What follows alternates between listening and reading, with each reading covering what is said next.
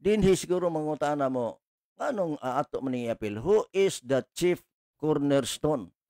Una, atong napamatud-an karon nga si Kristo maong bato. Karon atong pangutan-on, who is the chief cornerstone?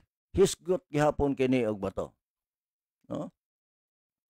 Sa Salmo 118 versikulo 22, the stone which the builders refused is become the headstone of the corner. No? KJB. Sa Cebuano, yun ani ang pagkasulti mga kaigsunan. Ang bato nga gisalikway sa mga magtutukod nahimong uluhang bato sa pamag-ang. The headstone of the corner.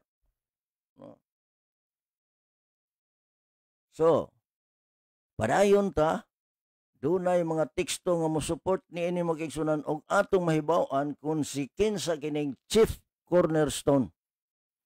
No, ang bato sa pamag-ang. No? Dugang mga kaigsunan, teksto nga atong tukion sa balaang kasulatan nagingon dinhi. Mateo 21 versikulo 42. Jesus said, sa English nagingon dinhi, Jesus said unto them, did ye never read in the scriptures the stone which the builders rejected? The same is become the head of the corner. This is the Lord's doing, and it is marvelous in our eyes. Mateo 24, 21 versikulo 42.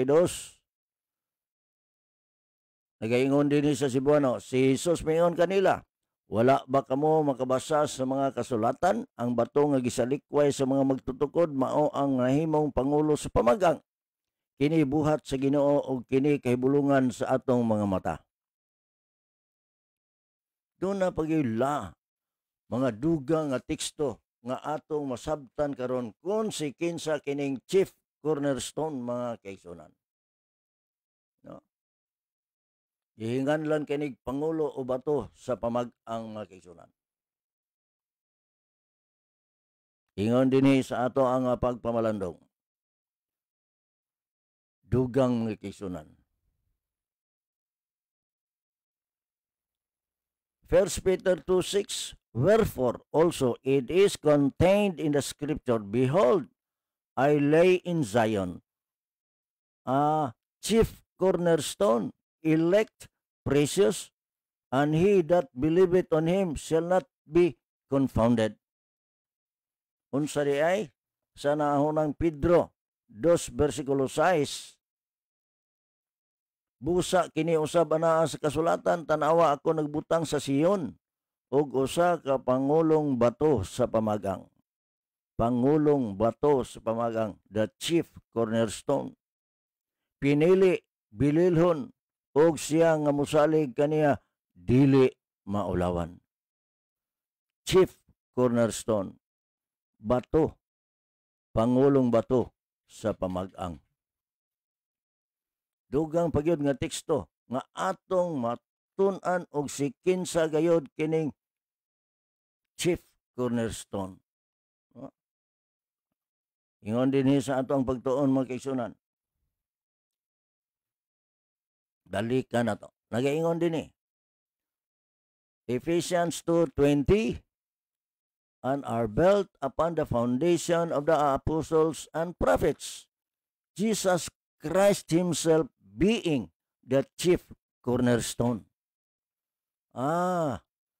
Nga gituko diha sa patukuranan sa mga apostoles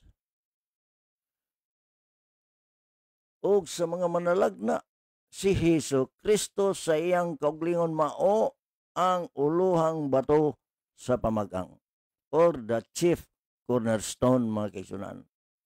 Jesus Christ himself being the chief cornerstone, where the foundation of the apostles and prophets are being built.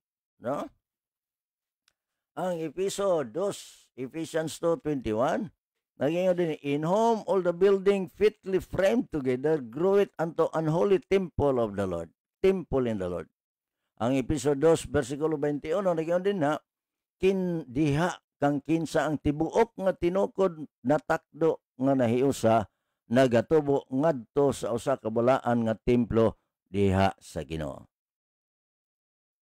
So karon dinhi sa atong pagtuon, si Kristo mao ang bato sa unahan nga atong pagtuon. Karon dinhi ang chief cornerstone, ang pangulong bato sa pamag-ang, si Kristo gihapon, si Jesus Christ gihapon mga kaigsunan.